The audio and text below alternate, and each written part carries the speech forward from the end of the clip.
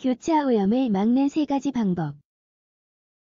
이 글에서 음식 조리 시 생길 수 있는 교차 오염을 막을 수 있는 3가지 방법을 소개한다. 간단한 방법으로 교차 오염을 피할 수 있다. 교차 오염을 예방은 셀리악병 같은 질병의 경우에 매우 중요하다. 섭취한 음식에 닿은 식품 또는 도구에 있는 알레르겐 또는 미생물에 의해 중독되는 현상을 말한다.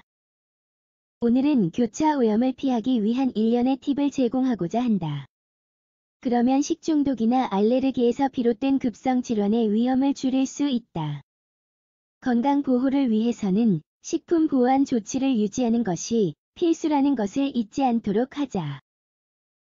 교차 오염을 막는 3가지 권장 사항. 아래에 섭취할 음식을 취급할 때 고려해야 할 3가지 사항을 설명한다. 병에 걸릴 위험을 줄이기 위해 주의를 기울이자. 1. 익힌 음식과 익히지 않은 음식이 닿지 않도록 한다. 일반적으로 요리는 아프게 할 수 있는 음식의 미생물과 독소를 비활성화시킨다. 과학 연구에 따르면 저온이나 고온에서 아니사키스와 같은 선충을 죽인다. 하지만 조리된 음식을 유해균이 함유된 익히지 않은 음식과 접촉시키면 균이 음식을 옮겨다니며 번식을 시작할 수 있다. 이것은 미생물학적 위험을 증가시키고 교차 오염을 일으킨다. 익히지 않은 식품을 보관할 장소를 따로 두도록 요리를 한 음식을 위해 부엌에 항상 약간의 공간을 남겨두는 것을 추천한다. 아주 대표적인 예가 익힌 채소와 생고기나 회를 섞는 경우다. 이러한 관행은 특히 동물성 제품이 냉동 또는 위생 처리가 되지 않은 경우 건강상의 위험을 수반한다. 2. 같은 주방 칼로 모든 식품을 자르지 않는다. 날 것과 조리된 음식을 같이 두는 것이 좋은 생각이 아니라는 점과 마찬가지로 식품들을 다루기 위해 같은 도구를 사용해서는 안 된다. 교차 오염에 주의하지 않는 대표적인 예가 글루텐에 닿은 식기를 공유하는 것이다.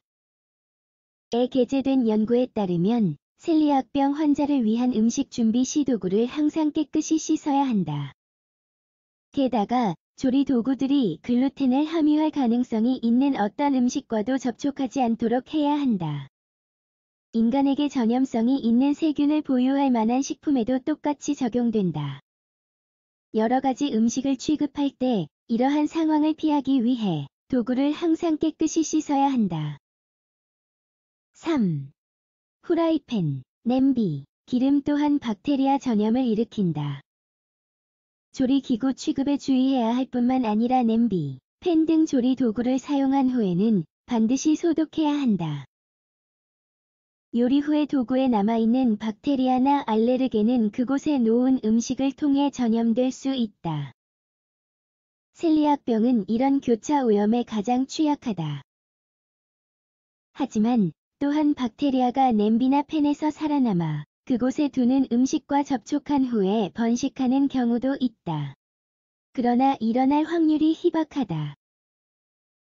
알레르겐이나 박테리아가 특정한 해를 끼치려면 충분한 양이 필요하다. 에 게재된 연구에 따르면 박테리아 수가 충분하지 않으면 식중독이 발생하는 경우는 드물다.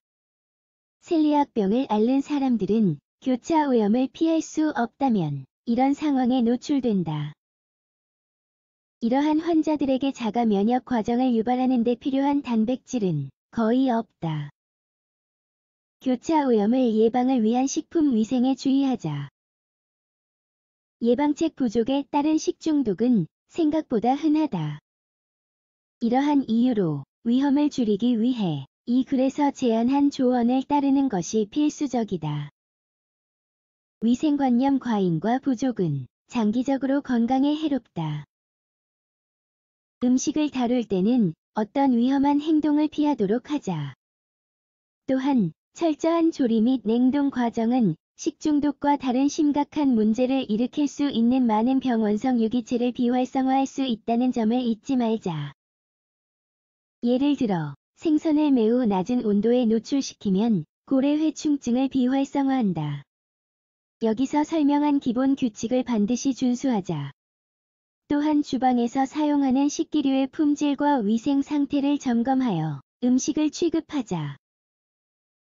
어떤 예방책이라도 도움이 될 수 있다.